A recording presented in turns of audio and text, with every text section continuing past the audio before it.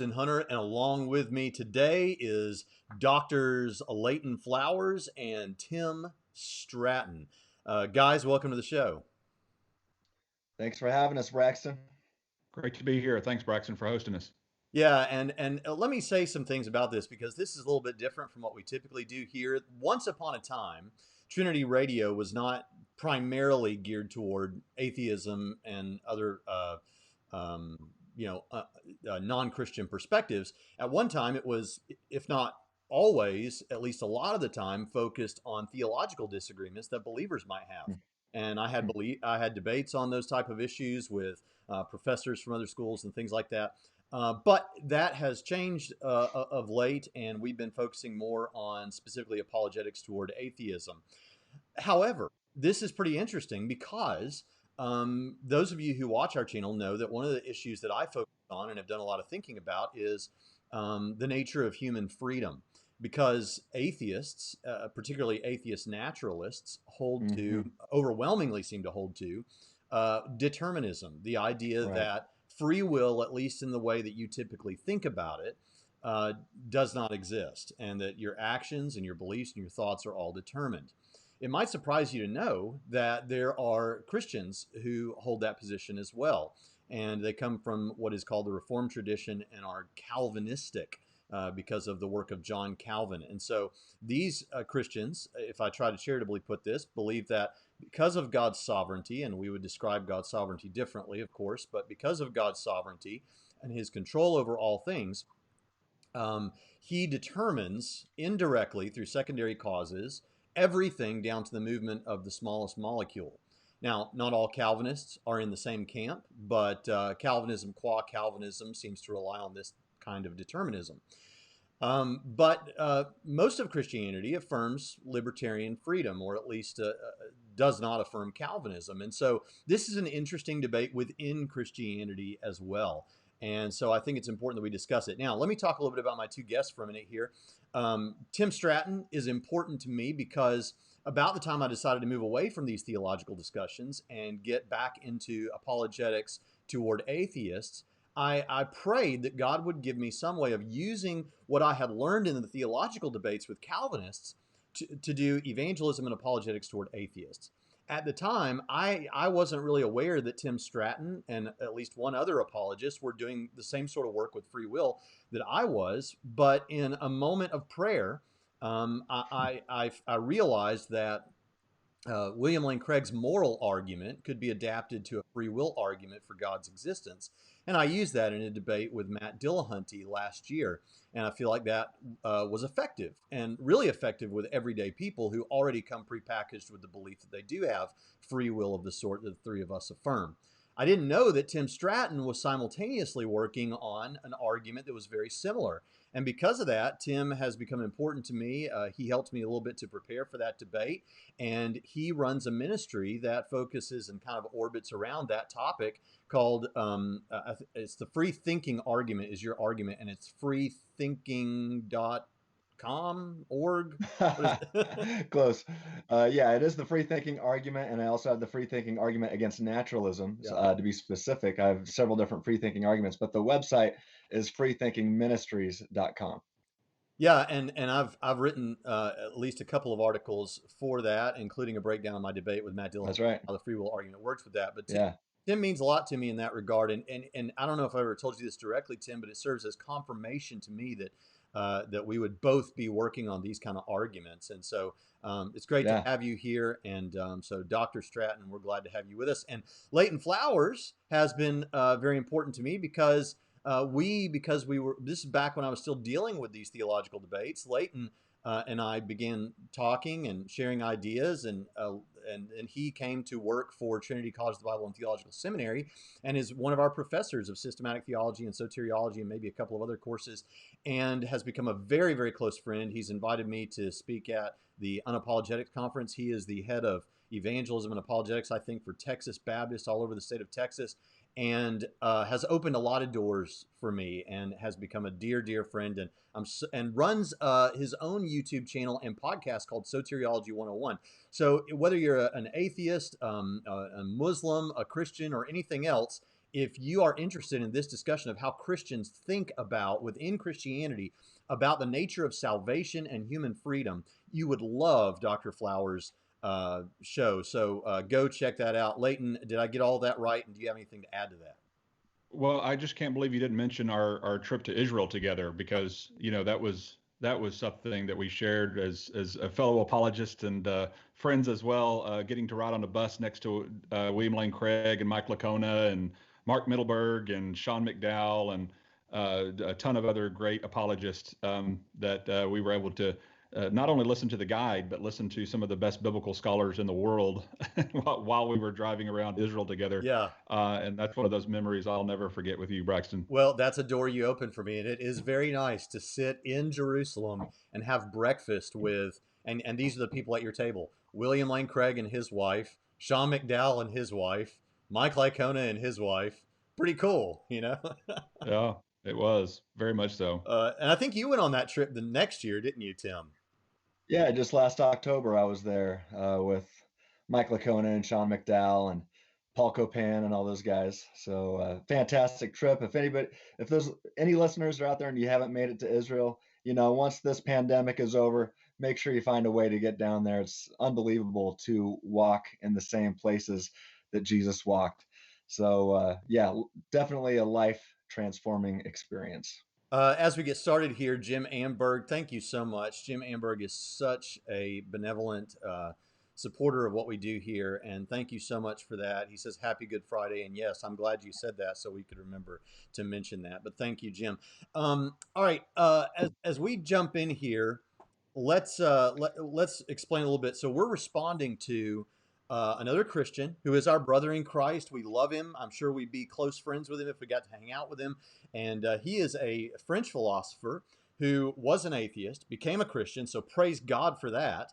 While we three think that Calvinism is false and that determinism is false, I know I can speak for myself and say, I want you to believe true things, but I'd rather you be a Calvinist than an atheist any day. All right. So Right. glad. I think we can all agree with that. So, but let's go ahead and jump in. He made a response on another podcast, Eli Ayala's podcast at Revealed Apologetics and the YouTube channel, linked in the description. And that Bignon responded to the three of us, which I appreciate. I love it when people like that take what we do seriously. And so we're going to listen to some clips of where today he's responding to me. Now, if you want to hear the thoughts he had on Dr. Flowers and get Flowers' response as well as me and Tim, you can go to Flowers' channel at Leighton Flowers on YouTube. Just search it. And next week we're going to do Tim. Maybe next week we'll do Tim. Sometime we will. And you can go there. If you're seeing this sometime in the future, there's probably a playlist linked, and so you can check them all out there. So we're going to jump right in and hear what Bignon has to say about what I had to say several years ago. All right, here we go. So here's what Braxton says. He says, Calvinism requires a redefinition of established terms and ideas leading to theological contradictions. The term free and all its derivatives must be redefined. The notion of freedom that we use every day is called libertarian freedom. This means that man is genuinely free to choose between two or more options. However, Calvinists understand God's foreordination and predetermining of all things to override man's freedom in such a way that what Calvinists mean when they say we are free is that man will do whatever his desires and influences dictate that he will do. But he is never able to make a genuinely free choice to do anything. This is known as compatibilism. And all consistent Calvinists who understand this recognize that they must be compatibilists. It means that man really isn't free. In fact, it's called soft determinism. He must do whatever his desires mandate, but his desires were determined for him. How would you respond to those statements by Dr. Hunter? Yeah, so this is more definitions. So there's a great deal that's correct here. I mean, I agree that the Calvinist must be a compatibilist. I think that's the sensible position to take. And so you do affirm determinism. Yes, it's not a dirty word, but it is the Calvinist view. But there's a couple of problems in just the definitions here. So the first thing is compatibilists don't claim that following one's strongest desire is a sufficient condition for free will. That's an important piece to catch. When I speak of the conditional sense of ability to do otherwise, right? I could do otherwise if I wanted to. I say that that's necessary for moral responsibility. I do not say that it is sufficient for moral responsibility. And one way to see that is because if you did affirm that, then your view would be, so the Calvinist view, if they were affirming that, that would fall to what's called manipulation arguments. So there's a number of arguments about, so it's an argument by analogy that if you're manipulated, well, let's say a brain scientist who's just putting electrodes in your brain and making you do something, that's allegedly you're not morally responsible for that. But if you are finding yourself in this situation, then it is the case that you have the conditional ability to do otherwise, namely that you could have done otherwise if you had wanted to. But now you couldn't have wanted to because of the electrodes of the mad scientist. But with a manipulation case like this, you cannot say that he is morally responsible. Now, obviously, I think that the mad scientist and God are not relevantly analogous. So that's my response to the manipulation arguments. But we can see that it's not sufficient to affirm that you have the conditional ability to do otherwise. That's not a sufficient condition for moral responsibility. But obviously, it doesn't follow that, therefore, you should have the categorical sense of ability. I'm just saying that the conditional sense in itself is not sufficient. You need other caveats in order to affirm moral responsibility. So that's just a very important piece to point out. We don't say that following one's strongest desire is a sufficient condition for free will. We claim it. All right, guys. Any initial thoughts on that clip before I give my thoughts? First of all, I would just say that determinism is a dirty word that I think we need to avoid. And we'll talk about that more probably next week. But I don't know. I was a little confused. You know, I'm not always the sharpest tool. But you know, it seemed to me like, okay, you're saying that that the conditional ability is necessary, but it's not sufficient for moral responsibility. Am I tracking with them? Is that what he said? I think that's right. Yes. So if it's merely a necessary condition, but it's not sufficient, then that would mean that more is required for moral responsibility. Is that right? I think so far that's right. Okay, and I don't think he gave us what that more is, did he? I don't think so. Well, okay, and so we're go ahead. I'm sorry. Well, I said, well, if that's the case, then we're left, and you know, we just don't have enough information to deal with him at this point. I'm just a little bit confused. I need more. Leighton, any thoughts on that as we begin? Well, he speaks of the analogies, and obviously I'm kind of known for my analogies because I like to use story time with Uncle Leighton and all. But the reason we have analogies, the reason Jesus uses analogies even, is to help to take something that is divine, that is difficult to understand, and to put it into human language so that we can get it. And so analogies like the lost coin or the lost sheep are not to be are not given in order for people to relate every single aspect of a sheep to humanity or to a rock to God or whatever the analogy is. The point is to make one specific point that's analogous to a divine attribute of some sort that's hard to understand. And in the same way, when we in philosophy use speculative arguments or analogies like we did in our last episode with the love potion or these kinds of things, they're not to say that every single component of the analogy is 1-to-1 ratio the same. It's simply to draw that one point out from that analogy. And so when he says the mad scientist is not, he says it's not relevantly analogous to God. Well, how on what basis do you say that? Is it just your opinion that you think it's not? This reminds me of my discussion with Chris Date over the same subject, who is also a theistic determinist. And finally, after I pushed him on this issue over and over again, he just said, well, Leighton, I just can't relate to you on that point. And to which I have to push back and say, well, what is the reason you can't relate to me on that point? And what is the reason that I relate differently to that point than you do, if not God's decree, if not God's sovereign determination? And so the very reason that he doesn't believe it's relevantly analogous, and we do, is because of God's determination, which I think makes the whole discussion irrational from the start. Yeah, so first of all, I want to say thanks MJ Jackson for the super chat. Another person that always helps us out financially to keep the show going, and we really appreciate you. And MJ was just recently on the show this week, and so I think if you go back to the last video, actually, as of right now, you can get that. So thanks so much, Matt, one of our Trinity students. So we got at least 2 professors here and a Trinity student, and Tim, we need to get you teaching some courses for us. Then this will be a full-blown Trinity. But anyway, I'm up for that. All right. So anyway, toward the beginning of Bignon's book, which again, he's got a book on moral responsibility and how that works on compatibilism. It is the best book on the subject that I've ever read from a Calvinist, and I recommend it heartily. Partly because I think he's so straightforward and clear about what he's trying to say, that I think that for many people, when they understand it, then they can judge it for themselves more carefully and clearly than I think they can with some other books. And I like that about it. Now, toward the beginning of that book, he lays out several things that non-Calvinists have put forward as analogies to what they think determinism is. So some of us have said, well, that just makes you into a robot, or as C.S. Lewis might have said, an automaton, right? Or that makes you into a puppet, or that makes you like a pet that who has limited free will or whatever. Or it's like being coerced, or it's like being threatened, or whatever you want to say there.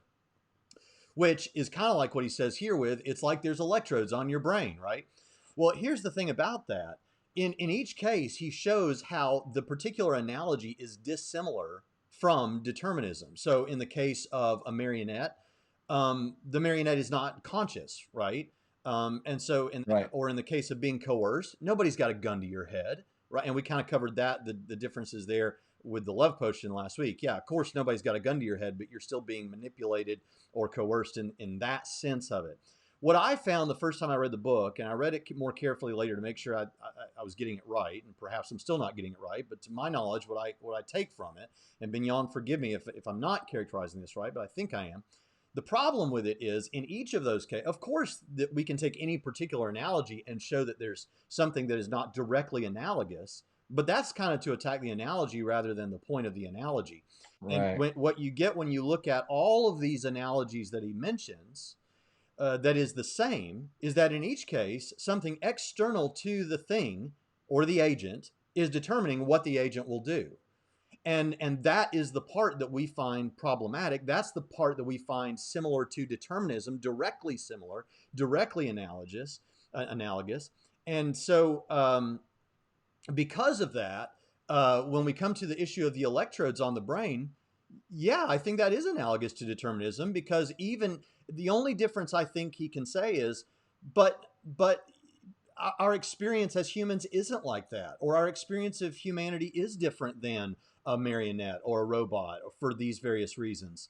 Of course, it's somewhat different. That's why this is an analogy and not just the same thing, right? The analogy is, in each of these cases, and with the electrodes on the brain, and with our everyday experience, if determinism is true, something external to us is determining our actions. On Calvinism, that's God, albeit through secondary causes. Yeah, and we had this same issue with when I did the same kind of an analogy, and kind of pushing on this very point and saying, well, robots aren't sentient beings. And I said, okay, well then in our suppositional analogy, let's make him into a sentient being, all things else being equal. In other words, he's programmed just like the robot and all those kinds of things as far as analogy. Let's make him now a sentient being that has feelings. Matter of fact, let's put some skin on this robot, make him a moist robot, okay? Make him in every way like us, but still like the robot in the mechanic sense of using proper mechanics, as Bignon says, where somehow the robot maker is maybe coding the proper responses given the proper stimuli that he's also equally coding. You don't escape the problem of the analogy to begin with by pointing out all these differences between you and the robot. It just doesn't work. It doesn't escape the problem being presented. Yeah, and I'd just like to add that consciousness is irrelevant here on exhaustive divine determinism. You know, last week on Leighton's show, we discussed the specific mad scientist thought experiment that I offer, or analogy. It's a little bit different because I know that, hey, the mad scientist is causally determining exactly what Guillaume thinks of and about, and exactly how Guillaume thinks of and about it. This includes everything he thinks of and about, uh, all of his thoughts about his beliefs, and all of his beliefs about his thoughts, including the next words that are going to come out of his mouth. And then I ask, how can Guillaume, not the mad scientist, rationally affirm any of his thoughts or beliefs? And that becomes an impossible task. So here, I mean, the mad scientist is causally determining one's intentional states of consciousness as well. So just because we are conscious and a puppet isn't, it doesn't matter, because the mad scientist is still causally determining everything you think of and about, and exactly how you think of and about it. So consciousness is irrelevant, as I like to say. All that leaves you with, well, you're relegated to nothing but a bag of thoughts and beliefs, none of which is up to the bag. You know, it's not even a puppet. You're just a bag of thoughts and beliefs. I think that's even worse. So, if one affirms exhaustive divine determinism, you got some major problems, and I don't see how responsibility entails at all on exhaustive divine determinism. And like I said last week, I'm not just discussing moral responsibility, but also rational responsibility. I think moral responsibility comes along with rational responsibility, and if rational responsibility is lost, so is moral responsibility. But that's a different topic. But I have a good article on this. I think it's called Rogue One, or K2SO Rogue One and a Lesson in Responsibility, where I talk about, in that Star Wars movie, where the droid K2SO, he was built and programmed by the Empire to have an Empire-loving nature, right? So everything that he did was always, it always approximated to the goal of the Empire. But then K2SO was kidnapped, or I say droid napped, by Cassian Andor, who reprograms his robot droid nature against his will, by the way.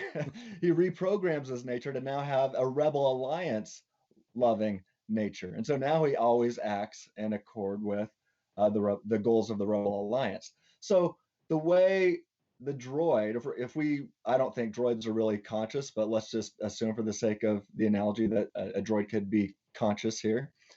There's debate about that. So let's assume it. The way the droid thinks of and about things is never up to the droid. It's always up to an external force, an external programmer.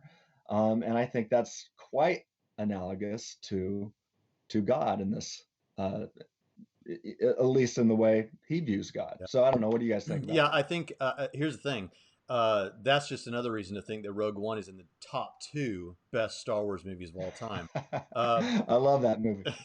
But it's Rogue One and Empire for me. But let's take a far less praiseworthy film that I think gives a really close analogy where there's less to complain about, and so the problems can be clearly seen. And you and I have discussed this before. The reboot of the RoboCop films. There is a part of that movie where the people that are kind of working with RoboCop have placed a chip in his brain or whatever, so that what he thinks and desires and the actions that he takes, he believes are his. But what he does, but he's not aware that someone else is indirectly, or I guess in that case directly, determining what his actions will be. We wouldn't, understanding that, I don't think we would hold RoboCop morally responsible for what he does. Right. But anyway, good movie references there. Leighton, anything else to add before we move on? Nope, we're good to go. All right, let's move on to the next part of that clip. And by the way, I have to say I appreciate that Bignon was pretty cool. Like, even with my explanations of what compatibilism is and all these kind of things. He says, yeah, I mean, I pretty well agree with all that. Obviously, he doesn't agree with me saying that that Calvinists redefine free will and that it's not genuine free will. Later in the episode, and I don't think I have a clip of it, he says something like, well, I guess Braxton's probably thinking that's what the general population thinks, but I don't think the general population thinks about this stuff. And if they did, maybe they would take my position, I think was the sentiment, if he didn't say that directly. But actually, I may have mentioned this on the last episode, but there was a poll done of the readership of Scientific America. And this is obviously a group of people who are going to be more inclined towards something like the natural sciences. You're going to get a lot of skeptics, a lot of atheists there who are going to be more likely to be determinists, but still 59% of them affirmed libertarian freedom. So I think it's safe to say that the majority of the population at large, affirms this. So to call it a redefinition, I think probably so. Anything to add to that before I do move on? Well, I would say that even if you don't theologically affirm libertarian freedom, even those who hold to theistic determinism will often argue that you've got to live like you do, because it's just not a tenable way of living life. You even heard little, sayings like, believe like a Calvinist but preach like an Arminian, or witness like an Arminian, or pray like an Arminian, or whatever it may be. Why? Because living like a Calvinist in the truest sense of the word as a theistic determinist really isn't a tenable way of living life. And I've even done programs showing where studies were done with people who, one group of people thought they were determined by by something, and the other group thought that they were free and responsible, and that the group that is determined was more likely to cheat on a given test than the ones who felt as if they were free. And even the ones conducting this test, many of which were skeptics and naturalistic determinists, concluded that while they believed in naturalistic determinism, they felt it was better for society for you to believe in free will. So not only is it more tenable to believe in free will, it's actually better socially and as a citizen to be a better citizen to believe in free will as well. Yeah, and you mean libertarian freedom at that, not Absolutely. compatibilistic freedom. Absolutely. Yeah. Yes. Well, I've got a video on this channel, and I'll say this and I'll move on. But I've got a video on this channel where I respond to a casual discussion between two YouTube atheists, one of which is a student at Harvard or Oxford. I'm sorry, and that's Alex O'Connor. But they're discussing this, and they totally buy into determinism. I mean, just determinism, qua determinism, as atheists. And their thing is, we've got to get this stuff taught in school. And I'm thinking, no, Wow. even if you believe it's true, don't teach this in school, right? All right, let's move on. Go ahead. Can I add one thing? Yeah. If he's saying that the general population might affirm compatibilistic freedom, No, libertarian freedom. Libertarian freedom. but Guillaume thinks that they might affirm otherwise, right? It's just, we've already discussed movies. There's so many movies that at least indirectly reference these issues and heavily imply that libertarian freedom is responsible, at least some of the time. I mean, we could even go to the Avengers movies now, or the Captain America movies, when it was Civil War, when Tony Stark, he blames Bucky for killing his parents, when it was the evil guy that took control of his mind. Again, everything he thought of and about, and exactly how he thought of and about it. And everybody watching that film knows that Tony Stark has lost his mind when he's trying to kill Bucky, because Bucky wasn't responsible for killing Tony's parents. It was the villain. Right. And, that's why Captain America defended him. Right. And so, I mean, that's just, there's so many movies that the popular or just the average person digests, that we see the importance of libertarian freedom. These movies heavily imply libertarian freedom. So it wasn't, in fact, it wasn't until I understood Calvinism, the Calvinistic theology, that I rejected my previous understanding of libertarian freedom. And I didn't know the terms at the time. I called libertarian free will just free will back then. And then I found out about Calvinism, and I read about Calvin, and I said, oh, we don't have free will. We are causally determined in every manner. So it wasn't until I had Calvinism shoved down my throat, basically, that I rejected my everyday understanding of libertarian freedom. And it took a lot to help me come to my senses. S.J. Thomason says Braxton and Tim, twins separated at birth, doppelgangers. I think Tim's a little Well, more, I'm honored. a little more in shape than me, but I appreciate it all the same. Hey, Yeah, hey, I don't. the quarantine 15 is bad on me. What I don't have in common with either of you is I don't have a cool "I used to be a Calvinist" story. So You were the only one smart enough of the three of us to stay away from it. maybe that was it. All right. Let's move on to the next thing: the prescriptive and decretive will of God. Let's see. For us to keep in mind. Now he continues.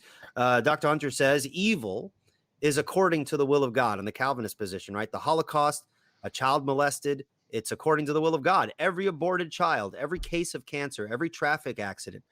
He kind of lifts to kind of some premises here. He says, one, if Calvinism is true, then sin is the will of God. Two, but sin isn't the will of God. Three, therefore Calvinism must be problematic. How would you respond to that? I guess a deductive argument, right? He's kind of okay. Yeah, it's a deductive argument. The first thing that I want to point out is that there's a couple of affirmations in there that are actually self-refuting. When he talks about aborted child, okay, that means that the abortionist and maybe the parents of the children have free will and have their libertarian free will on his view. But when he complains about every case of cancer or every traffic accident, there's no free will involved in those, right? A cancer cell does not have free will. I mean, an automobile does not have libertarian free will. So neither of those two things actually matter with respect to the debate between Calvinists and non-Calvinists. So if you can blame God for the cases of cancer and traffic accidents on Calvinism, then equally so on libertarianism. So I think that those cases need to be taken out. I believe that Jerry Walls also in his writings complains about God causing car accidents, but the automobile doesn't have libertarian free will, so that's irrelevant in the debate between libertarians and compatibilists. Mm-hmm. The second piece and how I would more fundamentally respond to the deductive argument here is that it's equivocating on the will of God. That is that there's two different things that philosophers and theologians have called the will of God. This is quite standard. I'm sure that it's not new for many of your listeners. There is the prescriptive will of God, which is what God says he commands us to do. That's what he, on some degree, desires that we do. He tells us, do this, love your neighbor as yourself, do not commit adultery, do not murder. Those are commands, and that's the prescriptive will of God. And then there is the decretive will of God, which on Calvinism is the one that is always done. That is, that it's the decree, it's the ultimate will of God that is going to come about at all the time. And so here there's clearly an equivocation between premise 1 and premise 2. If Calvinism is true, then sin is the will of God. Well, which one is it? It's the decretive will of God, yes. But sin isn't the will of God. This is the one that is prescriptive. That is, that's in that sense that it's not the will of God. So the Calvinist doesn't find himself caught by this by this deductive argument. He affirms that. All right, guys, what do you think? Well, I would first jump in and say, if it's decretive will, according to a Calvinist, all things happen by sovereign decree. In other words, everything falls within the secret will of God. So whatever comes to pass was according to his decree. Yet you have passages, and there's several of them, that suggest very strongly that God did not desire or even decree certain things, like in Jeremiah, what is it? I was just about to look it up, 19:5, I believe it is, that they're burning their children to Molech, as we mentioned before. And it says, I did not command this, nor did I decree it. And that's in the ESV translation even, which is the Calvinistic favorite translation. And then he goes on to say, it didn't even enter my mind, which really strongly suggests that God didn't have anything to do with it, whether prescriptive or decreative. And so what I've often explained is that sometimes Calvinists will create two kinds of a lot of different aspects in order to unfalsify their view. So two separate kinds of love, a common love and then an effectual love. It's two kinds of callings, a common call and effectual call, two kinds of will, an external will or prescriptive will versus the sovereign will. And that way, any verse you bring up, which clearly shows something against their claims, they can always just drop it into that bucket. And again, this just makes their view unfalsifiable. Yeah, you see that also with God's desires. He has, he desires all people to be saved, but he has a greater desire for his glory, and for that, he has to send the majority of humanity to hell and things like that. I deal with John Piper on that issue quite a bit. But when I also think about the prescriptive versus the descriptive will, it doesn't make sense to me. Maybe I'm missing something, but if God says, "Hey, let me prescribe to you how you ought to think and act," this is how, if God said, "This is how you ought to think and act," but hey, I've causally determined your nature, something about you to always act otherwise. And so, hey, I'm going to punish you for acting exactly the way that I've causally determined you to think and act and always behave. So that just doesn't seem intuitive. Does that make sense to you guys? Well, my thing about it is, I think that talking about the two wills of God makes sense if libertarian freedom is in play. So, for example, I can, and this is a little bit different, but I could say about my children, I have two wills. I have the will that my daughters both go to college, right? But I Right. also have the will that they make their own decisions about things, and That's those right. may be in conflict. But I could unify that meaningfully and without contradiction by saying I have a will that both my daughters freely go to college, and they may or may not freely go to college, but that's what my will is. But if you don't have libertarian freedom, then it's kind of like this. And of course, again, don't attack the analogy. Attack the point of the analogy if you attack this. But it seems to me like we've got someone is about to paint a painting, and they say, now my what I really want for this is that it be a beautiful painting. And all happy, all good, nothing bad in this painting. I want it to be a real Bob Ross here. I mean, we're going to have happy clouds and happy trees, and everything's going to be happy. There's going to be no evil, no suffering in this mountainscape with trees and all these kind of things. And so he tells the brush, now brush, when we paint this picture, this needs to be a happy picture. That's my ultimate will for this painting. And then he begins to paint, and there's suffering and death, and there are some happy clouds and some happy trees. There's also a lot of bad stuff in the painting. Yeah. In what sense can the man say to the brush, why did you paint that picture when my ultimate will was to paint the happy scape and the happy clouds and all these kind of things? Now, right. you might say, but the difference there, and I think Jan would say, the difference there is we aren't brushes. Brushes don't have a conscious experience. Brushes do make choices, even if those choices are determined. And as far as that goes, you're absolutely right. But what would be similar is even if God, the painter, is directly holding the brush, and we are controlled by secondary causal factors, the reality is, and even if we have a conscious experience, and even if we do make choices, all of that is determined ultimately, like the brush is determined by the painter. Have I said anything that flies off the rails there? No, I think you're right on. And to use your first analogy, to really illustrate how I think untenable the deterministic worldview is. And again, I think you emphasized it right. It's okay to talk about two senses of a will of God, like a father for his daughter to go to college. But suppose that you were the one who ultimately controlled your daughter's greatest desire as to whether she goes to college or not. And you were expressing outwardly to your wife and to your family, I really want my daughter to go to college. But then behind the scenes, you go behind the scenes and then you manipulate this to where your daughter can't want to go to college. And then therefore she chooses not to go to college. And if anybody found out you were doing that because somebody told them, namely maybe a Calvinist friend came along and started telling your family what you were doing behind the scenes, then guess what your daughter's going to start thinking? Your daughter's going to start, I don't know that I can trust my father because apparently he's manipulating my desires behind the scenes to make me not want to do what he says he wants me to do. Therefore, how do I know what he really wants? Because she couldn't even trust that thought, right, Tim? Right.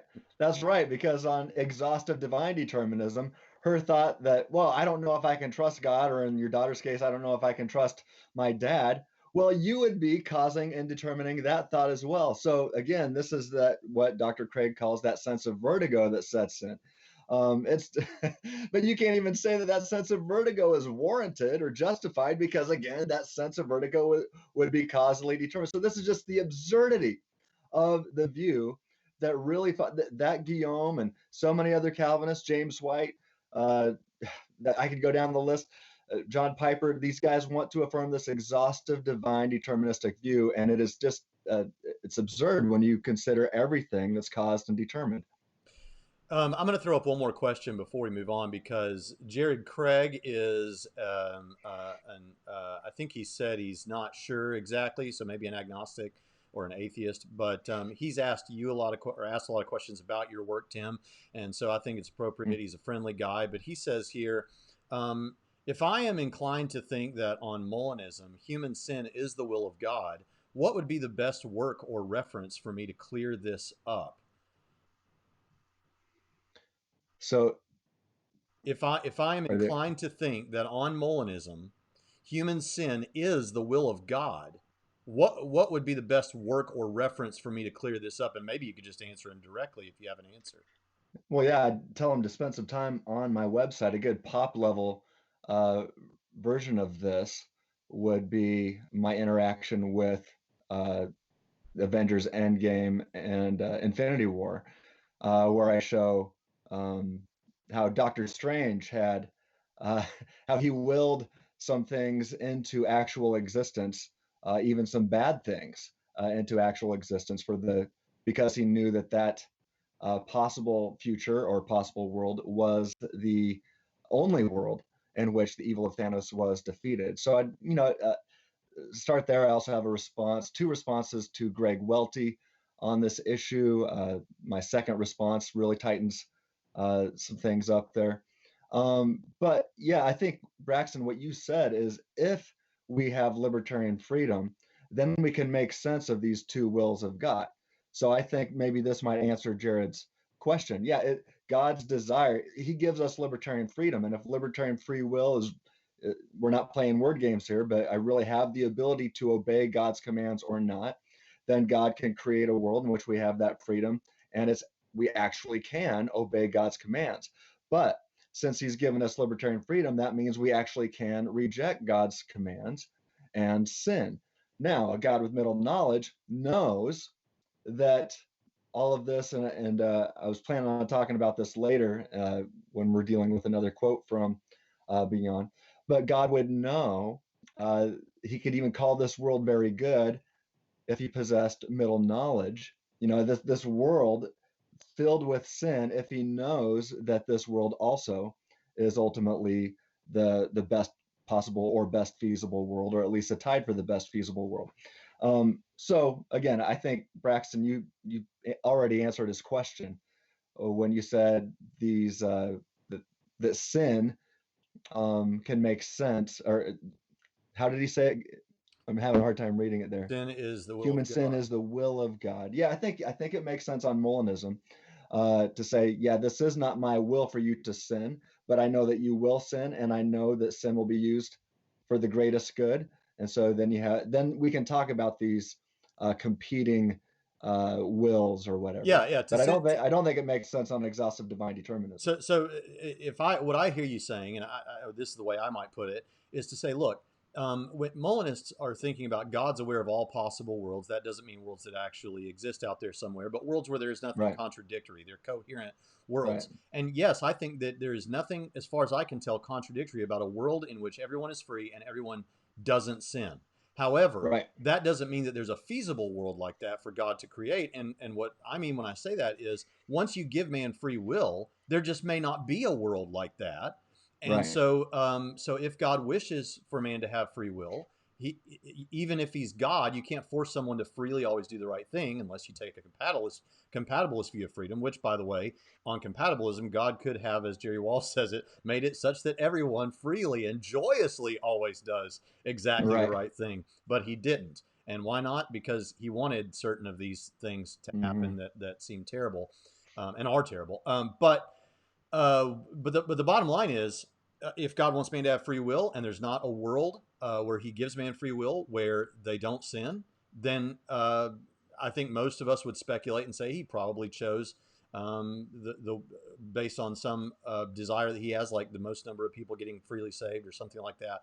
But the bottom line is that I think answers it. Between the two of us, we probably flailed about and answered that somewhere. All right. Yeah. So you said it much more eloquently than I think I did. But I don't know about that. I would just I have dealt with similar questions on my website, so I just point them to yeah, great freethinkingministries.com. resource there. All right, let's move on to kinds of love, and we are making some progress. So stick with us. And if some of these quotes are a little bit long, I thought that was important for context. So just stick with us. How about this one? Braxton says, on Calvinism, God loves the elect, not everyone, unless you redefine love. Now, even just at a surface reading of that comment, it almost sounds like there's a question-begging assumption in that. How would you tease that out a little bit if you think there is a question-begging assumption when he says something to the effect that you have to redefine love? Just like they often say, well, Calvinists believe in free will, but you have to redefine freedom, which almost seems to beg the question in favor of their specific understanding. Yeah, a little bit like that. I think that charitably you can interpret that by saying something like, I think I think that was the opening by Braxton, where he Yes. said you have to redefine free or redefine free will. I think the charitable interpretation of that is to say it's the majority view, it's the common view, or the view of the folks on the street that you are not determined, or that this is what love means. And so when you have to redefine it, they say, well, you have to deny what seems to be the common sense view. Now, I actually don't think that this is the common sense view. I don't know that people really have thought about determinism or indeterminism. I think if you just ask them, well, do you need the ability to do otherwise? There's still the big fat equivocation on what kind of ability we're talking about. So then they will say, yes, we need the ability to do otherwise. You can't write them down as libertarians here because there's still this equivocation. With respect to love, I don't know, let's not focus on the idea of redefining it, but let's look at what argument we are being given here. They say that on Calvinism, God loves the elect, not everyone, but in fact, you should affirm that God loves everyone because he's maximally great. That's actually the omni argument from Tim Stratton that we skipped earlier. It's being addressed here by saying if we don't have libertarian free will, then libertarianism is not the reason why God finds himself not sending everyone to heaven. But then we cannot say that God loves everybody if he doesn't do that. So a quick response to that, I would say that this is making love into a binary thing, which it is not. That is that if God loves the elect or he doesn't love them, there are complexities in love that even libertarians must admit. It obviously is not binary, right? So John was loved by Jesus. So if that's the case, it's pointless for us to know that he was loved by Jesus. But there's a special love that's affirmed in the Bible, right? Okay, messed up there apparently, and had my whole desktop available, but I think that's all right. Nothing there no credit card information, nothing like that. But all right, so I'll start with this one if that's okay, guys. So I think that if I don't misunderstand here, or if I'm remembering this properly, D.A. Carson tells a student, yeah, you can tell people that on Calvinism God loves everyone, but the way that he loves people in different ways, kind of like Bignon references. There are different kinds of love. Well, of course there are different kinds of love. We would acknowledge that there are different kinds of love. I love my wife differently than I love you two guys, thank the Lord. I love my children differently than I love my wife. We have these different kinds of senses of love. But D.A. Carson differentiates between three types of love, where on the one hand you've got salvific love, and Bignon does use that term. You've got salvific love. That's the saving love that God has for the elect and only for the elect. And so he does not love the rest of the world in that sense of salvific love. There's another sense of love in which God rains on your crops. He gives you basically a lot of good stuff while you're here on earth before he determines that you will be in hell for all eternity without ever having had a libertarian opportunity to choose against that. And you didn't have a libertarian opportunity to choose against any of the sins that you're being held accountable for either. So, but he loves you because at least he's going to give you a bunch of stuff before you go to hell for all eternity. And hey, even if something like annihilationism that conditional immortality people would affirm is true, still all of that suffering, all of that stuff is going to happen to you despite you're never having a libertarianly free choice. Now, Walls puts it this way. He says, imagine that a guy took 4 young people and gave them all millions and millions of dollars, bought them all Corvettes and cars and mansions and all that. But what they don't know is at the end of this, he's going to torture them horribly for the rest of their life and then kill them. Would we say about such a person that they are being loving in any sense toward these people? And then the third issue of love is that God takes a stance of love towards some people. In other words, and the only way to make sense of this, as far as I can tell, is, I mean, he does extend the offer, but it's to everyone, I guess, that hears anyway. But if you're determined not to respond, if you're not irresistibly graced, right, Leighton, then in what sense are you? It's just a stance of love. You're not really able to take advantage of this. So I think that we are well within our rights to simply say God does not love the unelect. And I think that there are a lot of people who there are a lot of Calvinists who will simply say that, will grit their teeth, bite the bullet, and say, yeah, he doesn't love the unelect. Arthur Pink admitted that. Yeah, and John MacArthur actually takes him to task on it, because John MacArthur writes a book called The Love of God, where he challenges that perspective, and he even makes a really good argument. MacArthur does, with respect to Christ's love for all people, because he says if Christ doesn't love all people, then he hasn't fulfilled the demands of the law, because the demands of the law is to love not only your neighbor but your enemy. And therefore, if Christ doesn't love all people, then he hasn't fulfilled the law. Therefore, he can't be the perfect sacrifice. And so MacArthur makes a really cool, I think, argument that really sides more with our perspective, because I don't think the kind of love that MacArthur and other Calvinists who try to affirm that God loves the non-elect really is consistent, because we as Christians, we don't have to guess what the definition of love is. The Bible tells us. 1 Corinthians, obviously, chapter 13 gives us a really good definition of love. And it's interesting that in that chapter, he starts with the negatives. In other words, he said, these are things that love's not. And he talks about to speak with tongues of men and of angels. Well, you have not love. In other words, you can have all this knowledge, but if you don't have love, it means nothing. And then he goes on to say you can have the gift of prophecy and know all the mysteries. So you can have all the power and all the knowledge, but if you don't have love, it doesn't mean anything. It's not important. And then he even goes on to say you could be benevolent, even like give rain and sunshine, millions of dollars. You could do even benevolence, but if you have not love, it means nothing. In other words, if without love, God could be just as C.S. Lewis describes it, an omnipotent fiend, an all-powerful demon, fiend, I guess is the way it's pronounced. And so if you understand that love is so central to the character of who God is, that when we say God is love, we're describing him in the characteristics that the Bible says, not that we individually all pick out for ourselves. And then it goes on to say that love is patient, love is kind, it's not jealous, love does not brag, it's not arrogant, love does not act unbecomingly, it does not seek its own. Well, I mean, Calvinist big statement all the time is God seeking his own glory through the damnation and the reprobation of the non-elect. He's seeking his glorification through them. How in the world can you call it loving for God to seek his own glorification in the damnation and in the wrath poured out on the non-elect and still call it love? Again, I appreciate MacArthur bringing that defense, at least to make Calvinism seem at least somewhat more consistent with the scriptures' universal expression of God's love for all people, but it is not a consistent worldview as far as I can tell.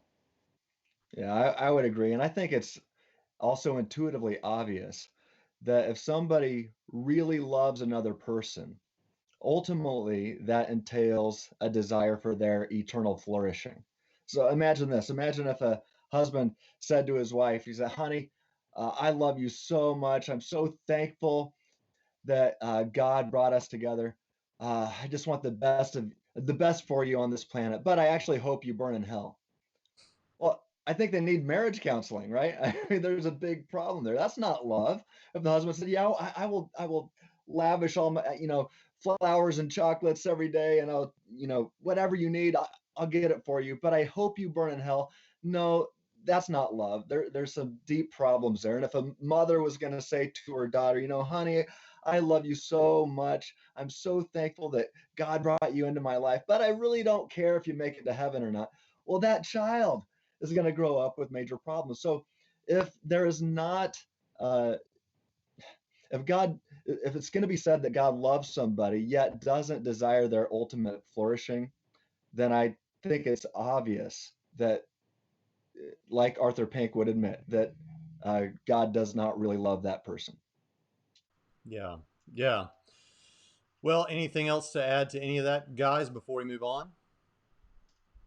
And actually, the next quote is actually on the same issue. So let's hear more of what he has to say. Calvinists can affirm that God has some desire that they would be saved, right? But he has an overriding purpose not to save them, right? So you can say that God has a mutually exclusive desires, that they're not compatible with one with another, and yet he chooses one purpose is more important than another. In the exact same way that the libertarian is going to do with libertarian free will, right? Because the libertarian says exactly the same concept, same thing. He's saying that God wishes everyone were saved. He desires everyone was saved. But there's something else that he desires more than saving everybody. He desires more to give them liberty and free will, which now in turn entails that he cannot save everybody. All right. So God has an overriding desire, which makes it okay. But in our case, God doesn't and it's the same in our case. God has an overriding desire to give man libertarian freedom. What are your responses to that, gentlemen? I actually wrote an academic journal article in Perichoresis 16.2, and you can get that free online. And I deal with this. I co-authored this article with Jaquibus Erasmus from South Africa. Oh yeah, and great guy. I think I call Erasmus the most underrated philosopher in the world today. Well, just as an aside, I contacted him in preparation for a debate when I was trying to work out the mechanics of my own argument one time, just to make sure I was right. And it was because you gave me his information, and I've since fallen in love with him. And by the way, as you begin, just to give you some encouragement here, guys, we have 29 thumbs up and 1 thumbs down. That means 1 thumbs down for determinism and 29 thumbs up for free will. So. And of course, if Bignon is right, all of those thumbs up and down were causally determined by God. That's right. So yeah, on that view, I mean, John Piper has really advanced that view. It's like, yeah, God desires, God loves everybody, but he has a greater desire for his own glory. Well, I point out, Erasmus and I point out several problems with that. Ultimately, why is it needed for the majority of humanity, arguably, to suffer for eternity for God's glory? Why can't God have his cake and eat it too? It seems like 100% of humanity loving God into the infinite future would bring God more glory. But if it's on some logical, like there's some like these are mutually exclusive ideas for some reason, that needs to be spelled out. If that's the case, then it seems to be saying that, well, yeah, God, he can't be maximally glorified without humans suffering for eternity in hell. Then that really means that the cross was not enough and that Jesus didn't pay it all. In fact, when we thank Jesus for the work he did on the cross, we ought to take a quick minute to thank the damned in hell for the price that they're still paying for the benefit of the elect. I could go on this, but I encourage people to get my article, Perichoresis 16.2, and that article is called Divine Determinism and the Problem of Hell. And Tim, if you'll send me the link, I'll put that in the description after we get done, since All right. It here. But yeah, I mean, it's true in a sense that yeah, some people end up going to hell, and God thought that there was an overarching good in giving man free will in light of that. But here's the thing: on the libertarian view, every single person does have the choice to accept or reject that offer of salvation. And even if you want to mention someone like, the unevangelized people that never hear the gospel or whatever, Tim, you probably take an answer to that involves Molinism, and I think that's a viable candidate too. Not to speak for you.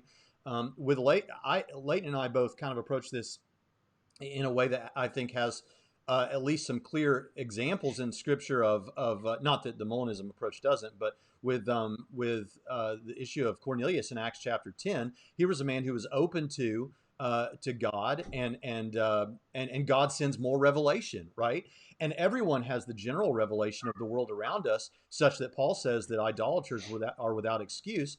And so perhaps it is the case that if a person is open to God based on the revelation that they do have through general revelation, then God will send them more stuff like that. It's very interesting to me that whenever we reach someone in the 1040 window, that's the term for places that have people that have never heard the gospel before, we often find out they were just praying that God would reveal himself in some way to them. So everyone has an option. Everyone has the choice on the libertarian view. And that makes God I think that magnifies God's justice in that sense. But on the Calvinistic view, it's not everyone does have the libertarian choice, and I think that is a meaningful and powerful difference. Yeah, and I love what C.S. Lewis said on this topic. It's a pretty famous quote, but I think it's worth repeating. He says, God created things which had free will. That means creatures which can go wrong or right. Some people think they can imagine a creature which was free but had no possibility of going wrong, but I can't. If a thing is free to be good, it's also free to be bad. And free will is what has made evil possible. Why then did God give them free will? Because free will, though it makes evil possible, is the only thing that makes possible any love or goodness or joy worth having. A world of automata, of creatures that worked like machines, would hardly be worth creating. The happiness which God designs for his higher creatures is the happiness of being freely, voluntarily united to him and to each other in an ecstasy of love and delight, compared with which the most rapturous love between a man and a woman on this earth is mere milk and water. And for that, they've got to be free.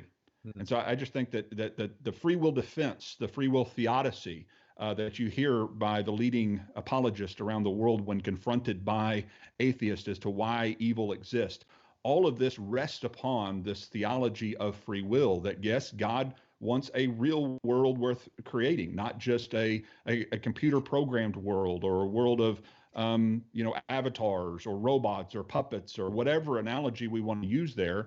All of those things, the reason we use those analogies is because of the one common denominator with them all, is that on them all, determinism is the root of it, which is ultimately one central being controlling everyone else's choices and desires. And I think intuitively, as we've already mentioned, it is very difficult to come up with a true understanding of blameworthiness, responsibility, of punishment, reward, all the things that we know and see throughout the scriptures. It's very difficult for us to swallow the pill of determinism. All right. Well, I want to say Drew Beatty here says black magic is back on Trinity. The reason he says that is because I've often said that the Calvinism and the soteriology discussions are black magic for hits and views, because if you talk about this issue, people will flock to it. And I have a video on that very issue called Black Magic, but in the short videos list. But also, guys, I want to know if you guys still reject Calvinism after this one. T. Grogan says Calvinism is more consistent because it has been tested and debated for 400 years. Flowers and these guys are making up their own religion. By God's decree. Wow. By God's decree. Yes. By God's decree. Yes. I agree that it's been tested for centuries, and that's why there's so many non-Calvinists. That's why Calvinism is the minority view in Christianity today. So if he's going to make that argument, it's going to blow up in his face. or sheep. Yeah, and this is the fallacy called appeal to popularity or appeal to Right. authority, where you say, "Hey, look, my view is more famous. My view has Right. the better scholars, But those it's kinds not of more things." famous. Well, and yeah, it's exactly. I think you've already Yeah. pointed that out. But even Yeah. if it were, Right. that would not verify it as true. That's why we Mhm. rely upon our exegesis of Scripture, of understanding how Romans 9 and other passages that are often used as proof text by Calvinists to exegete them properly, like we talked about in our previous episode on the biblical reasons to reject determinism. And the very reason that this man is rejecting our teachings is because he has free will. And this is the point we're trying to get to, is that to even have a rational discussion, a rational debate, I think intuitively we have to affirm that freedom of the will, libertarian freedom of the will, truly does exist. Yeah, and think about that. He says that Calvinism has been tested. Well, who is doing the testing? Is it again this person who said that this view has been tested? If this person, I can't remember his name. What's his name, Braxton? Who asked the question? T. Grogan. Grogan. Yep. Okay, so if Grogan's if the mad scientist is causally determining everything that Grogan thinks of and about and exactly how Grogan thinks of and about it, including his testing and evaluating and judging thoughts, those are not up to Grogan, but the mad scientist. How can Grogan rationally affirm that he has tested Calvinism correctly? Go. You can't do it. It's impossible.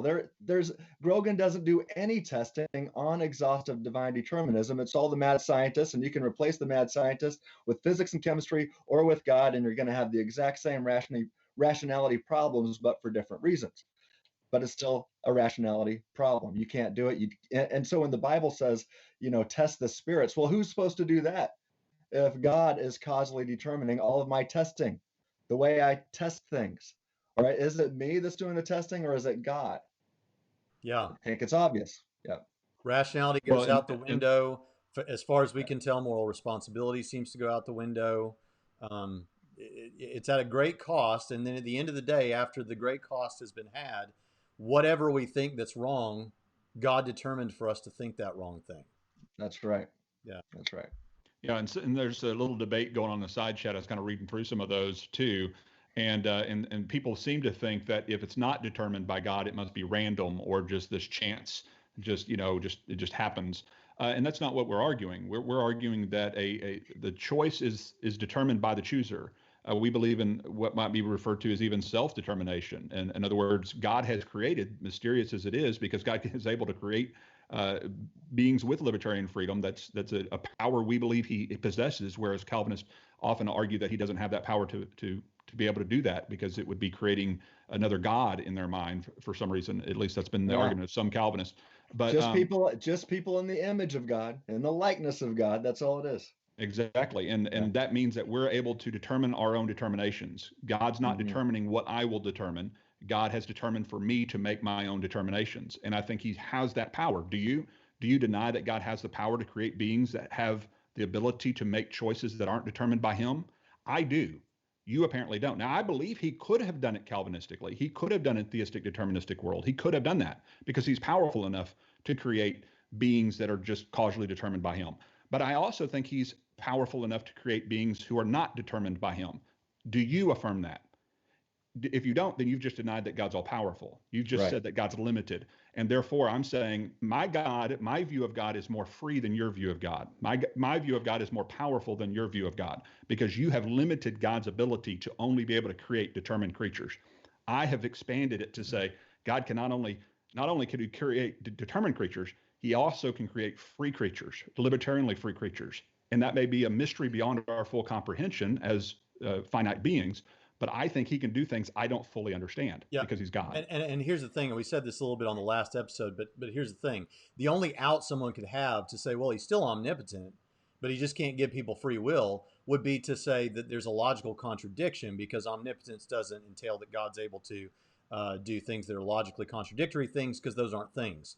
But the problem is, and this is what we said on the last episode, I think, is that, look, if you're a Christian and you believe that God created the universe from nothing, then there was nothing external to God to determine his actions. So at least he has libertarian freedom, which means in theory, the concept must be true if you believe in God, as far as I can tell, because there was nothing external to God to determine his actions. And then all we're saying from there, and Leighton, you got criticized once for, and they said it's borderline heresy for you to say this, that we're able to create, we're made in the image of our Creator. The salient difference here is we are able to create because we're made in the image of God, but we're not creating universes from nothing. We're creating choices from pre-existing influences, right? So self-determination doesn't seem to have a problem here. And before I either pass over to you or move on, I wanted to say thanks to the unapologetic apologists for the $5 super chat. My eyes, too many bald heads, too many shining. I'm pretty sure these bald heads are just compensating for small brains. All right. Well, you can, hey, if you give me $5, I'll take the insults, man. That's right. All right. Anything else to say on what I just spouted before we go on?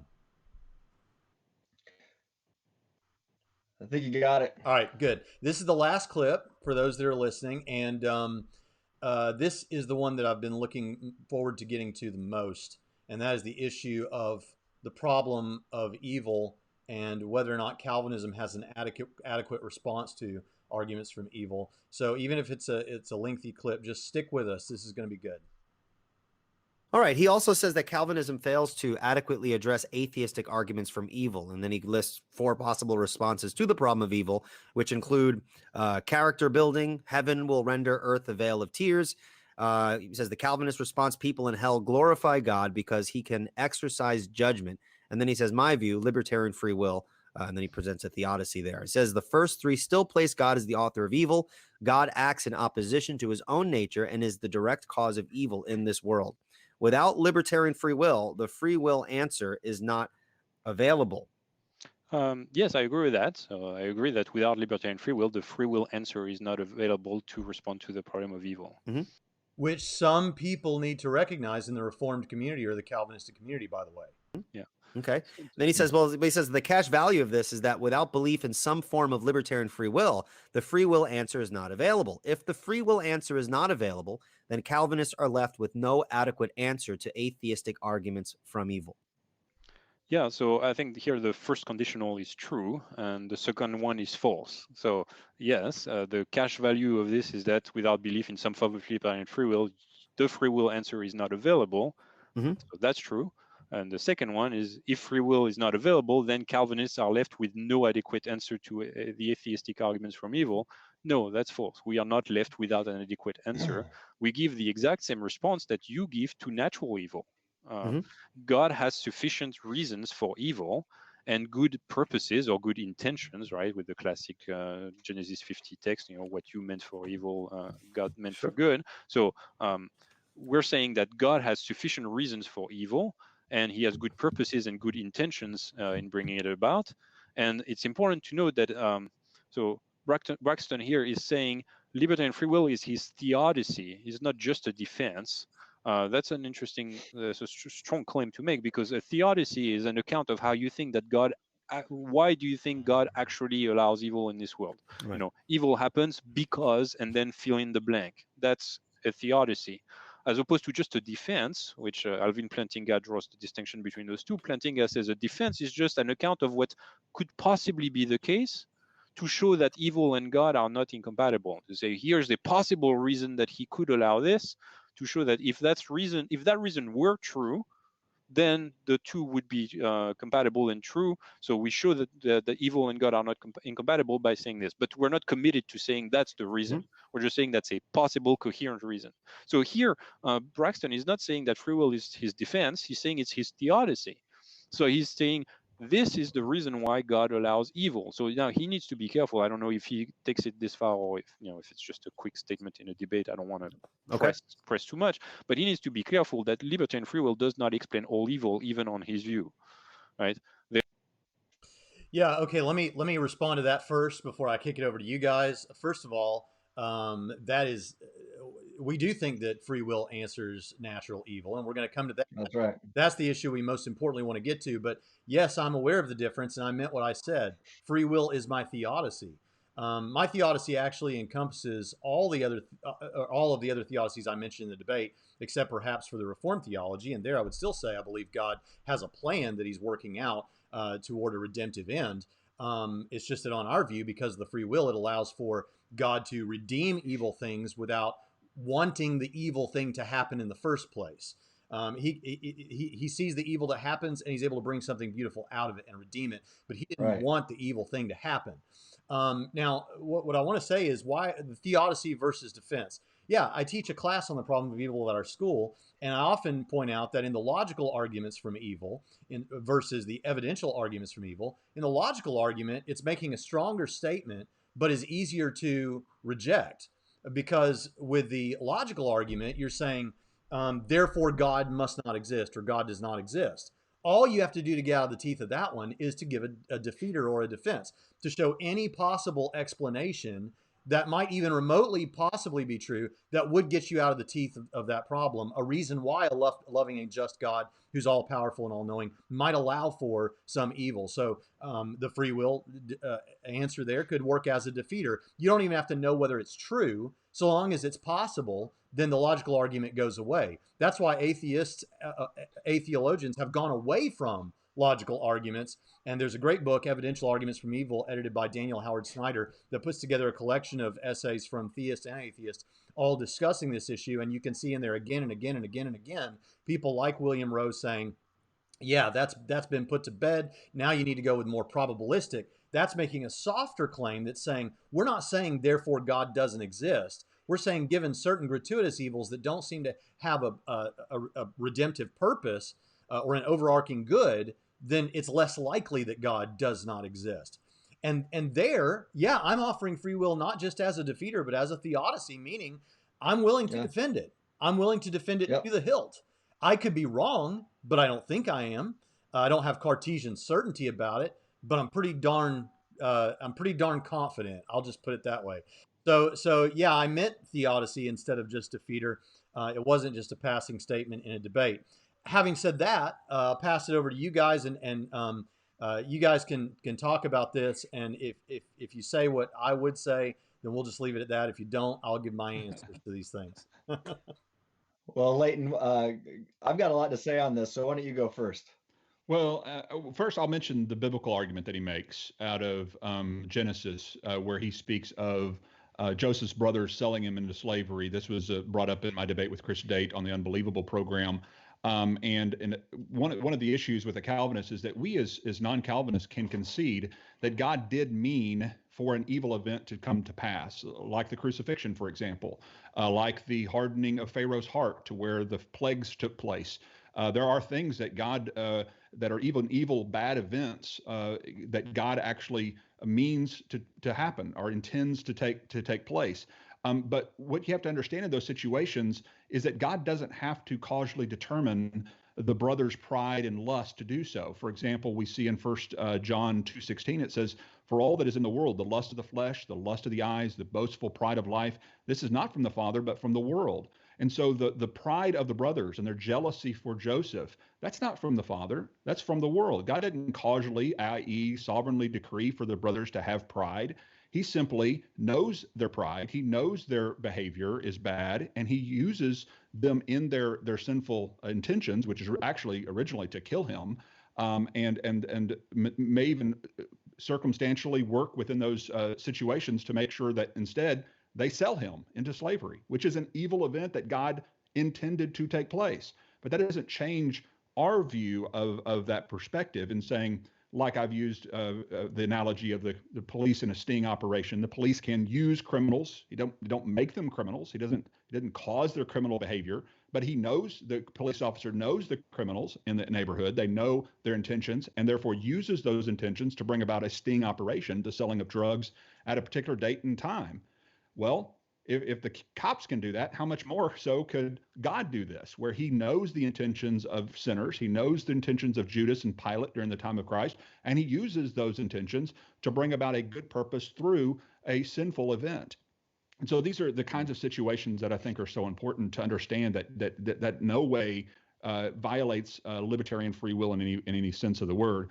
And plus, we would also say that natural disasters like the toiling of soil and labor pains that we see in Genesis, those are a result of a libertarian free choice, the choice to eat of the tree. The fall came as a result of a libertarian free choice. And so, again, he's not really hitting our actual theological views by making statements like that. Maybe he's just not aware of our particular perspectives on that issue. Yeah. All right, Tim, go for it. Yeah, well, I appreciate that Bignon admits that the free will defense, or namely the libertarian free will defense, that it works against the problem of evil and that it's not available for the Calvinist. But to Bignon's credit, I believe I've heard him say this before. I think he's said that when he's having conversations with atheists, and if they're really pressing him on the problem of evil, he'll say, look, I don't affirm this view myself, but this is a Christian view, and he'll give the free will defense in a libertarian sense to defeat their attack against Christianity via the problem of evil. So I think that's a fantastic tactic. And what I love about Bignon here is, look, he doesn't affirm this view himself, but he keeps it in his back pocket for apologetic purposes, and he'll take it out and he'll give it to the skeptic or the agnostic or the atheist, or maybe to a fellow Christian who's really struggling with the idea. He'll use it as an apologetic. And I say, way to go. I think more Christians need to use that tactic. I do similar things. I don't affirm that evolution is true, but if I run into somebody who that's their big problem, I'll say, well, look, I've got a model here that shows that evolution is at least logically compatible with the historical and literal Adam and Eve. Here you go. I don't hold it myself, but here you go. And then the teeth are taken out of the bite of the objection at that point. Anyway, I see Bignon doing that, and I say, way to go, Guillaume. Keep doing that, and that's a great tactic. But with that said, let me talk about the fact that he assumes a certain response from the three of us libertarian freedom fighters. That is to say that Bignon counted on us to respond to the problem of natural evil in a manner that does not include libertarian freedom, but Bignon counted wrong here because Molinism not only defeats, Molinism, since it assumes libertarian free will, that's part of the package, you can defeat the problem of moral evil, but I believe you can also use Molinism combined with the free will defense to offer a powerful solution to the problem of natural evil. I've even argued that you can attack this, what seems to be gratuitous evil. And with Jacobus Erasmus, once again, we have a journal article that's been submitted where we demonstrate that even the problem of divine hiddenness can be accounted for here. So, you get a lot of guys, a lot of skeptics and anti-Christians. I think of Neil deGrasse Tyson, for example. He's a scientist, a great astrophysicist, science popularizer, but he also spends a lot of his time popularizing a bad argument against Christianity. And basically it comes down to this, that if, he just says, look, I see an earthquake that killed 250,000 people in Haiti. I see earthquakes, tornadoes, disease, childhood leukemia, throwing the coronavirus on top of that. I see all of this, and I don't see evidence that God is both all good and loving and all powerful simultaneously. He says it can't be both. And so therefore, Christians, if your view of God is that he is omnibenevolent, all good and loving, perfectly good and loving, and perfectly powerful, well, then we have empirical evidence now that Christianity is false. The Christian view of God is false. Well, I contend that if Tyson were aware of Molinism, then he wouldn't make such claims. In fact, I think of Paul Draper, a well-known atheist philosopher. He says that logical arguments from evil, he says, are a dying or a dead breed, and even an omnipotent and omniscient being would have good reasons to allow evil for the sake of obtaining some important good. Well, I think Bignon would agree. The difference, it seems to me, is that the Calvinist, at this point, when you ask, well, what is it? They got to punt to mystery, but the Molinist can explain exactly what this important good is. And I think at least one of these important goods is that this temporary, suffering-filled world allows humans the ability to freely love for eternity. So we got to keep eternity in mind here, to freely love for eternity. And it teaches us not to take a perfect state of affairs for granted.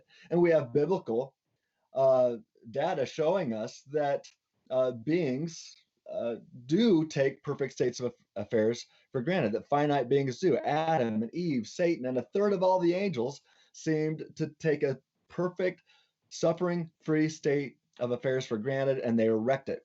So with this in mind, I think we can answer the following question. Why did God call this world very good, like he did in Genesis 1:31? Well, pay attention. It's because God knew it would, right? It would, which implies God's middle knowledge if possessed logically prior to God's creative decree, okay? Because God knew it would lead to an eternal weight of glory beyond all comparison that Paul discusses in 2 Corinthians 4:17, right? God has eternity in mind, and we ought to as well. Now, let me wrap up here. I offer a sound and airtight syllogism, seems to me, demonstrating this in my discussion. But for the sake of this quick conversation, just let me sum it up like this. That God desires a genuine and true love relationship with all people for eternity. This assumes that what the Bible says, that God is love. It keeps in mind biblical data like 1 Timothy 2:4 that says that God wants all people to be saved, and 2 Peter 3:9 that says God doesn't desire anybody to perish. This keeps in mind God's omnibenevolence, right? He's perfectly good and perfectly loving. So that's the first thing to remember, that God desires a genuine and true love relationship with all people for eternity. And the next thing to keep in mind is that a genuine and maximal love between two persons requires libertarian freedom to be possessed by both persons. And so God creates humanity with libertarian free will so we can experience true and maximal love with our Creator. Now, I'm not just assuming that. I'm not begging the question. Go to my website. I've got several articles on it. Go to my YouTube channel, the Free Thinking Ministries YouTube channel. You'll find it there. Read my article in Perichoresis 16.2 and stay tuned for my soon to be published dissertation. I make arguments for this. The next thing to keep in mind is that beings who are created in perfect states of affairs, who also possess libertarian freedom, take perfect states of affairs for granted and freely choose to leave or ruin perfect states of affairs. And I already mentioned we've got biblical data of this: Adam, Eve, Satan, and a third of all the angels. So with all that in mind, God creates a world where he knew, right, middle knowledge in mind, where he knew that libertarian free humans would experience evil in limited amounts so that they would not take the perfect state of heavenly affairs for granted and freely choose to ruin it for eternity. This makes sense of what Paul is describing in 2 Corinthians 4:17.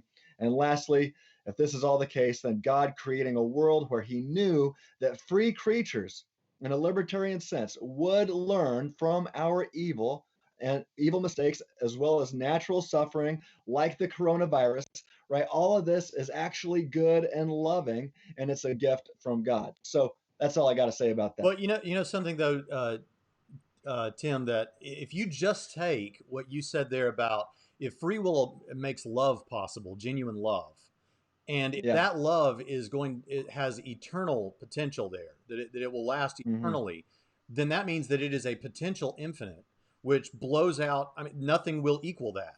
Nothing can topple that over. And Joshua LeClaire, I'm going to come to your statement in just a moment. Thanks for the super chat, but I want to say this. So, and I, like I said, this is the one I wanted to get to, and what Tim just said is gold. Let me add this on top of it. Is that we do believe, as Leighton said, that even the natural evil goes back to a original free choice by our original parents in the garden. Now, I can say that full stop. But what if you said, well, hold on a second, man. What if theistic evolution is true, or what if old Earth creationism is true, or what if whatever? All right, hold up. Again, some will say, well, this is speculative theology, and that's right, because what we're doing here is this is not us trying to respond to an atheist, and even if we were, we're just trying to show a way that our Christian theology can make sense of this. This is inside baseball with us responding to another Christian, Bignon. And I think it's fair to say that a possibility is that if our original parents, had not sinned, and let's say earthquakes, hurricanes, things like that were going on in the world on one of these other old Earth or theistic evolution, say those things, the shifting of plates and things like that, are important to the functioning of a world for whatever reason. That's a part of what it means for it to be a world that makes sense and functions and whatever. That doesn't mean that if Adam and Eve had chosen to stay in the garden, that they wouldn't have been protected from all of those things. And even if all those things were going on and man populated beyond the bounds of the garden, the garden in the sense of staying in the presence of God, God would have served as the perfect king, just as like he wanted for Israel all along, not to have a human king, but to look at him as their king. He could have, in this face-to-face walking in the garden sort of way, guided them away from these natural evils. There are all kinds of ways to handle these problems, but yes, there is nothing, whether you're a theistic evolutionist, an old earth creationist, or a young earth creationist, there is no problem with the idea that a sin on the part of our original parents resulted in natural evils. Now, I actually like what Matt Chandler says about this. In terms of natural evil, I always get annoyed whenever it's the case that some famous preacher comes out whenever there's something like coronavirus or Hurricane Katrina and says, that's God punishing America for homosexuality and abortion. And I think Hurricane Katrina in New Orleans seems like an odd place to punish America for homosexuality and abortion. There's some more obvious targets, I think. Not that we would want that. But the thing about it is, there are things that we could say are passive judgments of God, and any evil that happens in this world is, in a sense, a passive judgment of God, because it would not have happened had we not fallen. But then there are active judgments of God that are things like, I'm sorry for the preaching, but there are active judgments of God, which are things like Sodom and Gomorrah. That is a clear active judgment of God. Now, perhaps coronavirus is an active judgment of God, but the preacher who goes out and says so doesn't know. I don't know. He doesn't know any more about that until we get special revelation that says so. So any way you want to cut this, the free will theodicy not only takes care of moral evil, but also what we could call natural evil. Well said.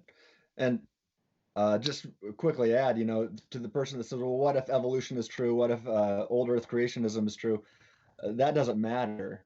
In fact, I talk about this in my dissertation, but if somebody wants to find, just my beginning thoughts on that matter, I have an article called "Should Christians Oppose Evolution?" And in that article, I like I said earlier, I don't affirm it, but I show that even if it is true, you can still get certain things. And I think you can still get a literal historical Adam and Eve. It's at least possible. And so once you get that, now your answer to the problem of natural evil based on their first free choice makes sense as well. So. Yeah, I forget the name of the guy, but there's a guy, maybe Swami Das, is that right? Joshua Swami Das. Yeah, we're friends. Oh, okay, cool. He was just recently on Capturing Christianity, Cameron Bertuzzi's channel, and they were and he and Michael Jones and Cameron discussed all these different models. Now you can still have a historical Adam, and he's working with Craig now on a book together, I think. So, so that's pretty cool. Yep. So we've come to the end of this. There was one clip I left out where he went through some of the biblical passages that I gave, but if my memory serves me, we covered a lot of that in the last broadcast that we did on Leighton's channel. So, I feel confident with this. Does anybody have anything else they want to add before we sign off? I will just say that I think there's a practical issue here at hand, and this goes to the tenableness that we talked about. If a worldview is untenable, then it should be rejected for that reason, if no other reason.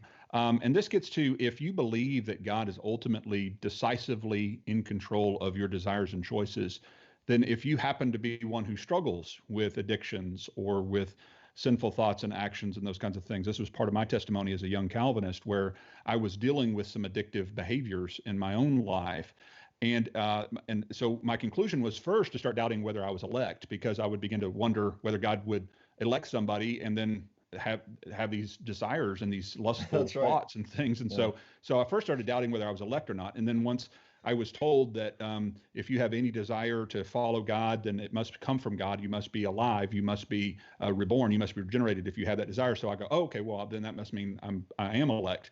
And so then, therefore, I would go, okay, then why am I struggling with this lust or this issue or this addiction? And then the only answer I can come up with, at least if I'm consistent within the logic of my Calvinism, is, well, because God decreed for me to have these desires. This lust is from the decree of God. That's ultimately the cause of it. And therefore, my only recourse really is to say, God, please remove this lust. And I even had people around me saying, well, that's the thorn in the flesh, that lust that you have. That's the thorn in the flesh. And God gives it to you to keep you humble. And so I'd really fallen into this addiction and really begin to think, okay, God has decreed for me to have this lustful addiction, and I can't stop doing this seemingly. I keep promising God, I'm not going to do this anymore. I'm not going to fall into this addiction anymore. I'm not going to do this anymore. Then I, of course, inevitably would. And then, God must be what God decreed. And let me just say, there is nothing worse for the healing of an addict than the idea that God has sovereignly decreed for you to desire to do something for his own glory, nonetheless. Until you own that as your own choice, your own determination. In other words, God has, as 1 Corinthians 10:13 says, given you a way out. He has given you all that you need to resist the temptation. And you have to own, I messed up. I looked at that pornography when I shouldn't have. I clicked on that link, and that was my libertarianly free choice. That was not a sovereign decree of God that I could not control. Until you own your actions and your behaviors and your choices, you can't begin to find true freedom. At least that's my testimony. Now, I'm not trying to put that onto every Calvinist. Sometimes Calvinists may not make the link that I made. I'm just simply giving you a testimony of one Calvinist, young Calvinist, when I was in my 20s, who struggled with this. And when I've given testimony on this on my broadcast, there at Soteriology 101, I've had dozens of young 20-year-old guys just emailing me and saying, I've been struggling with the exact same things. Oh, wow. Many of which are coming from the same background because they're falling into a more fatalistic mindset of saying, well, I guess God decreed for me to have these sinful desires and thoughts. And that is devastating to recovery. Just like in the Alcoholics Anonymous, the first step is what? You have to own your sin. You have to say, my name is Leighton Flowers and I am a whatever it is, and you've got to own it. And that's true of any sin. You've got to own it. And the only way, practically speaking, that you can own it, I believe, is to affirm libertarian freedom of the will, that you are responsible for your decisions, and that you self-determine. You are the determiner of your determinations. And that's the only practical way to live theologically in a healthy environment. Well, I appreciate that. And that's a powerful kind of pastoral note here. I did remember that I wanted to get to a couple of these comments. We're not going to go through. Typically, I always take question and answer in these live streams, but this has been a really long one. We're right now at 1 hour and 36 minutes. But I do want to at least get to the super chats. Joshua Leclerc says, do Calvinists have a satisfactory answer for gratuitous evil at all? Thank you, guys. Now, first of all, I'm going to take up for the Calvinists a little bit here. And that is that gratuitous evil refers to evil that has no purpose, or no good that comes from it. So William Rowe famously wrote an article in which he gives 2 examples of what he thinks are gratuitous evils. So in one case, a tree is struck by lightning, falls in the woods, lands on a fawn, and burns up, and the fawn burns up. There's not even anything from the deer for the for other animals to benefit from in eating the deer. And he says, if you got a problem with this one somehow, we can imagine one that probably has happened that there is no good from. And then in another case, he says a man comes home and kills his whole family and kills himself, and there's nothing good that comes out of this. The Calvinists would say, I think, to this exactly what I would say, and that is that, first of all, you have no way of demonstrating that there isn't some good that comes out of that you just can't see. Stephen Weikstra produced an argument called the Cornea Argument that makes this very point. If I look out my back window, I can't say there are no worms in the backyard just from looking out my window, because I wouldn't expect from looking out my window that I would know if there are worms in the backyard from looking out my window. But on the on the Calvinist position, they would say anything that happens, anything, no matter how wicked and evil, there is always going to be, it's not going to be gratuitous. There is going to be something God is working out of that. So I can defend the Calvinist in that respect. The criticism I would have of my Calvinist brothers and sisters would be to say that it's all gratuitous in the sense that if your compatibilistic determinism is true, God could have again done it such that he determined everyone to freely, on a compatibilist understanding of freedom, always done only the right thing, and nothing natural or moral evil ever had to happen. So that would be my answer to that. Do you have anything you want to add, guys? Yeah, just that God is the conditional. You know, they talk about the conditional ability. That conditional is, on an exhaustive divine deterministic view, God. Yeah. So another one here, another super chat. Jacob Brown says, this has been a great discussion between three of my favorite apologists. Thanks, guys, for the great resource. And I have to say, Thanks, it's a fun Jake. day for Trinity Radio to have you two guys on here. Too bad Pritchett's not with us. Yeah, no kidding. And then lastly, I do want to put here Daniel James Hole. I've talked with him before. Wonderful guy, very interested in apologetics. And he says, as a Calvinist, I appreciate this live stream. I disagree strongly, but all three of you speak kindly and thoughtfully. God bless. And I do want to, again, especially in light of the fact that I have a large atheist contingency in my argument, in my audience, and the target of my arguments. But I want to say that this is inside baseball. If you are, I'll say something like what Tim hinted at a moment ago.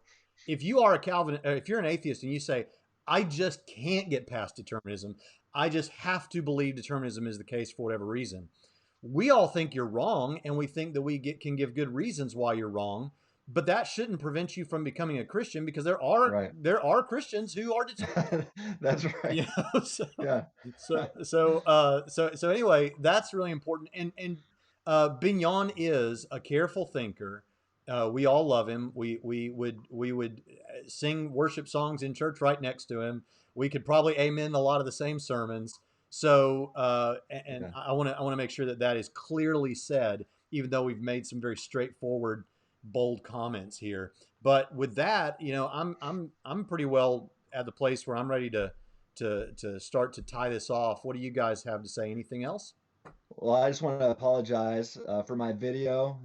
Looks like I'm having problems with my bandwidth or something here at my house. So next week, I'll be officially launching the Free Thinking Ministries YouTube channel. We're planning right now for a week from today. So I'll have Braxton and Leighton on my channel. So find us on YouTube under Free Thinking Ministries, and make sure you subscribe right now and watch our conversation. The three of us will be discussing Bignon's objections specifically towards me next week, and primarily against the free thinking argument. And so it'll be kind of a philosophical approach. So hopefully I'll have better bandwidth by then, and it'll be a fantastic conversation between the three of us. And I would just add, if you didn't see the first video, you can go to Soteriology 101, and we get a little bit more focus on the biblical arguments that are brought up by Bignon. So you can find those there, and I'll maybe put it in the side chat here, a link to that to see the first video. Yeah, and again, if you're watching this later on down the road, check out the playlist for this. Maybe there's a playlist on each of our channels. There definitely will be on mine. Jay, now I'm guessing, I'm sorry if I butcher the pronunciation there. Thank you so much for that super chat. That is so meaningful to me. You say thank you for your time and thoughts on these difficult, deep thoughts, and we thank you for helping make ministries like this possible. We don't require anyone to give, but we sure do appreciate it when people give. Thank you so much for freely, in the libertarian sense, giving to this show.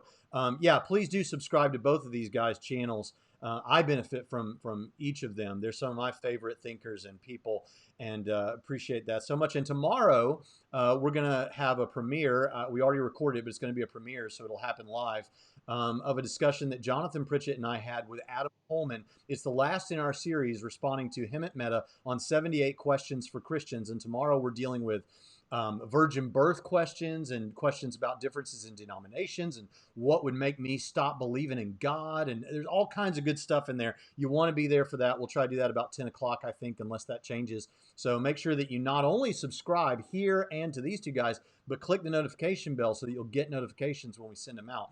But with that, it's been fun. Thank you, all of you who showed up for the chat. And thank you guys for being with me here. And we'll see you next time on Trinity Radio.